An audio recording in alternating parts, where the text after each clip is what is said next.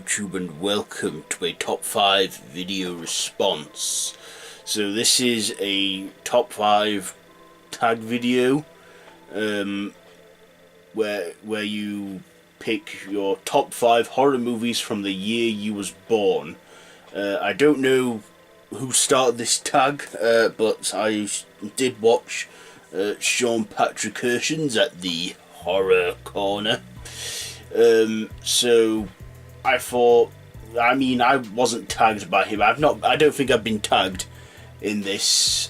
So, yes, here is a top 5 horror movies from the year you was born. So this is from the year I was born. So the year is 1991. So, yeah, I have to say, no, I don't remember. Well, I don't recall many horrors from that year, but I have seen a good handful. So here are my top 5 horrors from 1991. So coming in at number 5, it is The Omen 4: The Awakening. This is the 4th installment of the Omen franchise. Yeah, The Omen was originally a trilogy, but in 1991 they made like this straight-to-video sequel where Damien got killed at the end of the final conflict. So in this, it's Damien had a daughter called Delia, who we thought was the next Antichrist, and well, you know, it skips a generation, but she is destined to carry on Damien's evil bloodline and that. I won't get into too much about it because I think it's a good sequel. It's not the best one in the Omen films, but I thought it was quite a good one. You know, that they were going for some, you know, fresh, like sort of handing the torch over. This was the last film in the original series before they remade it 15 years later in 2006. I personally like this one. You know, I thought with the quality of picture, I didn't know that this was a low budget film that didn't have a theatrical release, but there you go. So yeah, number 5, it's Omen 4: Awakening. Coming in at number 5, we have Freddys Dead: The Final Nightmare. Does that say number 5? It's number 4. In this, it's meant to be the final chapter for Freddy Krueger, and in this, you know, this is the 6th installment in the Nightmare series. Freddy, by now, you know, at this point he's all comical and wacky, and the way Freddy does the kills in this film is all cartoony and slapstick. It's an okay sequel, and I think they were wanting to, like, you know, wrap this up, you know, not make any more, but they ended up doing New Nightmare, which I'd say is a film in its own way, in its own world, and that. And of course we got Freddy vs. Jason from the original series.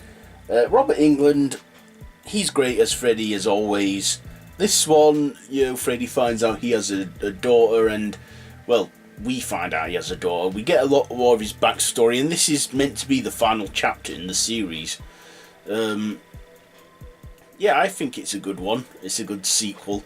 See, there were a lot more a lot more films from the year I was born. They had a lot of sequels, but my bottom 2 are not sequels to anything. But we'll get to those a little later on. Before we get to my bottom 2, here is number 3. At number 3 is Child's Play 3, the 3rd installment to the Child's Play series, where Andy this time is like a teenager. He's at military school, and Chucky is back to cause more trouble and more mayhem for him. I like this one. Chucky just got more and more wacky as the series went on. In this, yeah, one of my favourite scenes was the rubbish truck when that guy got crushed in there. Chucky is just one evil doll.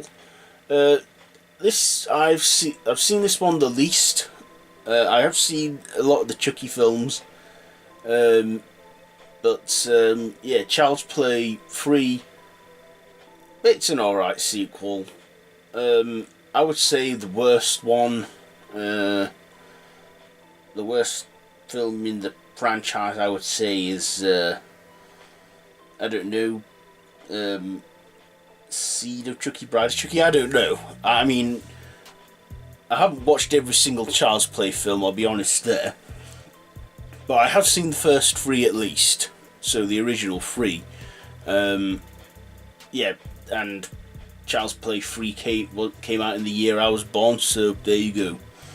Coming in at number 2 now, it is The People Under the Stairs. Now this is a comedy horror written and directed by the great Wes Craven. You know, when there's a weird family and, you know, our protagonist, he discovers that there's all weird people under the stairs. This is a comedy horror, and I could see why it was a comedy horror. It was a fun watch, and yeah, Wes Craven, he does a lot of good horrors, and he just, you know, you can tell a lot of people have fun, especially the main guy who's like a killer gimp in it, and that. Yeah, I saw that film. I watched it for my 31 Days of Horror back in October and reviewed it. So yes, number 2, but so I remember just enjoying it and it being a great film. So number 2, The People Under the Stairs. So number 1, you probably know what it is, because this was the first horror to win an award. I think it was an Oscar or something, I can't remember, but yeah, you probably know it by now. It is The Silence of the Lambs. Probably considered more psychological thriller, but I say it's also horror because it's got the horror elements in there. When trainee FBI agent Clarice Sterling is trying to hunt down a serial killer, Buffalo Bill, and she seeks help from Hannibal Lecter, played by Anthony Hopkins. And this is a masterpiece. Anthony Hopkins, he's not in the film a lot. He has about, I would say, 15-16 minutes of screen time throughout the entire film, and he makes those minutes count because he just gives such a memorable performance as the crazed cannibal Hannibal. You know, and the way he looks so sinister, yet you can't help but, like, root for him, you know, like, you just, yeah, I mean, Anthony Hopkins, you know, he stole the show, and like I said, he did not have that much screen time. Jodie Foster as well was great as Clarice, and she did a good show too. So did Buffalo Bill. And of course, you know, these films have all been based. This film was based on the crimes of Ed Gein. There's been the Texas Chainsaw, Psycho, and The Silence of the Lambs, all been inspired by the crimes of Ed Gein. And this one was inspired by Ed Gein's lust to become a woman, and that, you know, with Buffalo Bill wanting to make a female skin suit and do all that crazy stuff and that, you know, like his memorable lines like, it rubs the lotion on the skin or else it gets the hose again.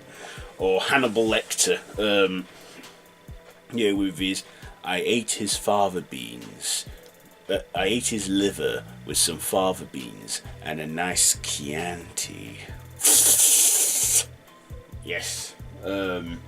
Very quotable and memorable lines, and, you know, yeah. It's mad that, you know, Hannibal Lecter's not even the main character, and he gets only very little screen time, and he is probably the first thing you associate with the film The Silence of the Lambs. It took them about 10 years to make a sequel. Then about 2 years later they made a prequel to that, Red Dragon, so that was a trilogy there. And then they made a prequel which focused solely on Hannibal as a young adult in Hannibal Rising. But the best one from that series has to be The Silence of the Lambs, and that's why I'm putting it here, because this is from the year I was born, horrors and that. So yeah, I've rambled on now, so this is usually the part where I tag some people, but a lot of people that I know have been tagged, so if you're watching this and you want to do this tag, then tag, you're it. So by all means, feel free to do this tag video. So yes, that's pretty much it for this video.